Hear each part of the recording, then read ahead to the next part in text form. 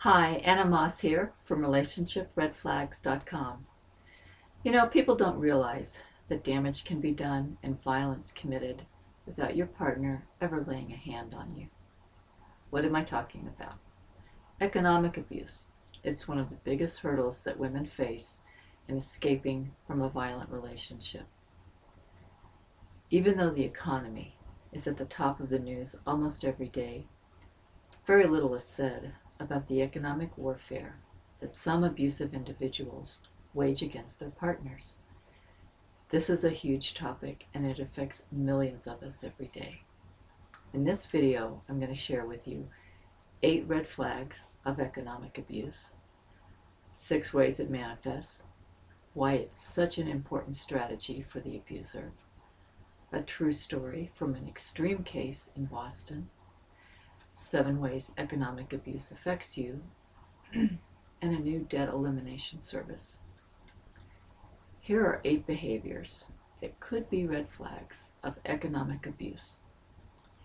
Has your partner asked you to make changes that could blow up in your face if he doesn't hold up his end of the bargain? Has he asked you not to work and/or offered to put you on an allowance? Has he taken control of family finances? Has he asked you to sign an unamended prenup? In some states, this is illegal. Does he want you to let him manage your assets? Has he asked you to invest in a business or underwrite a project of his? Has he used your checks or credit cards without permission? Has he damaged, lost, or stolen any of your valuable possessions? Has he blocked income opportunities for you? If any of your answers are yes, this video is for you. Now remember, abuse is a response to anxiety. And with the amount of socioeconomic stress in the world today, we're seeing more abuse than ever before. For women who want to exit an abusive relationship, the major hurdle almost all of them face is lack of financial resources. And for many, that lack was engineered by their partner during the relationship. Financial control is a timeless weapon, and it's an especially nasty form of relationship violence because it's so restrictive, so demeaning, and disempowering. And it can begin with any number of arrangements, often made under the pretense of love and devotion. These arrangements generally manifest one or more of these ways. He wants you to stop working. This may be so you can do something for or with him, like travel with him, take care of his house, or work in his business. He presents you with a prenup that's basically a whiteout. That is, it gives him all consideration and you none. It effectively reduces you to the legal rank of a house guest. He lets you work or wants you to work, but he limits your hours and/or he takes control of your income. He separates you from your assets through various schemes he's cooked up. He blocks any and all income-producing or networking opportunities that come your way. He promises support, but that support may be a small allowance. Now, these scenarios play out every day, and they're perpetrated against women of every age, race, and income level. In the summer of 2009, Sondra Boss, an abused wife in Boston who made $2 million a year, riveted the courtroom with her account of being forced to live like a refugee because of her husband's economic chokehold. She made over $165,000 a month, which she was forced to hand over to her husband, who in turn refused to provide her with adequate food, heat, and spending money, even though she was the sole breadwinner in the family. Sondra Boss testified that part of the reason her husband withheld food and heat was because he wanted her to lose weight.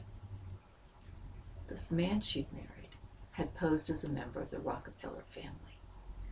And although he had stories of business projects and investments, he actually had no income for the entire duration of the marriage. Sondra Boss's tipping point came when her husband threatened to kidnap their daughter. How did a woman in her position fall prey to a predator?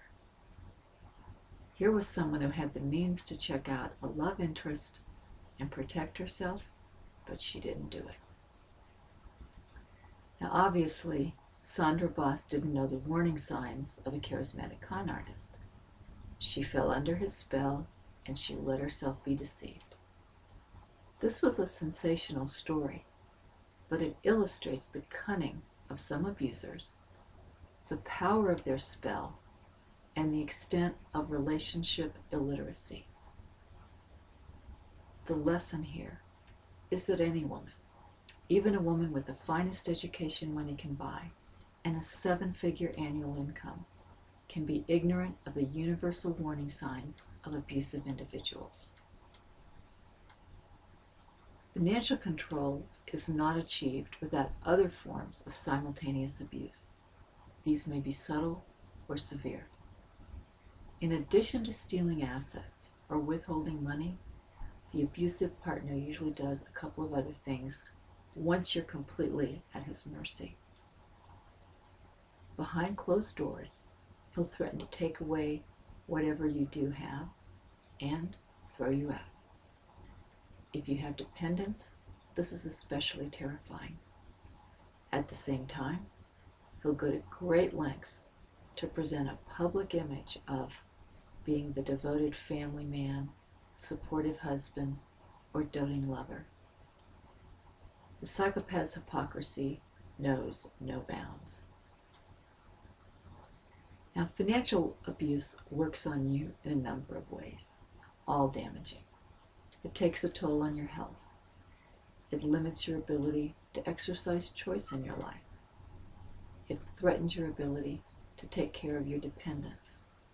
It destroys your credit and blocks or complicates future opportunities that depend on good credit. It immobilizes you physically, professionally, and socially. It hinders your ability to develop new resources. And most importantly, it compounds the message of all abuse, which is that you're not worthy. When a woman has no access to money, she is effectively imprisoned. Abusers know this. Their financial control isn't about thrift or any other excuse they come up with. It's about keeping her trapped. And if she does escape, it's about dealing her a financial death penalty. What a lot of people don't understand is that women can't just leave without some sort of safety net. Without some resources, she'll be out on the street. Did you know that today there are more homeless women than men, and that the majority of women who live on the streets are out there with their children? I'd like to share some recent statistics with you. The National Survey of Families and Households reported that violence in the home increases according to the employment status of the male. It increases 4.7% when the male is consistently employed. It increases 7.5% when the male experiences a single period of joblessness. And it increases 12.3% when joblessness is chronic. The mental anguish of extreme economic abuse and its consequences are almost beyond imagination. This kind of deprivation is compounded by age, health, location, proximity to family and friends. Marketable skills may not be enough to get a woman over the abyss. This kind of abuse can take years to get over. If you're the victim of economic abuse and debt is keeping you in the relationship, I have found an excellent service put together by a former insider. It's like nothing else out there. They can eliminate debt, secure assets, protect income, and repair credit. contact me directly for more information. There are other financial resources on the Getting Help page at relationshipredflags.com. I hope this serves you. Thanks for watching.